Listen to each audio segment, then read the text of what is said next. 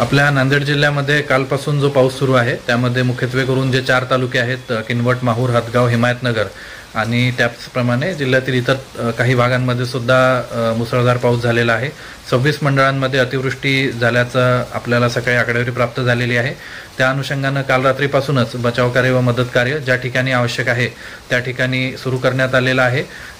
कुठलीही जीवितहानी किंवा कोणी जखमी होण्याची घटना घडलेली नाही।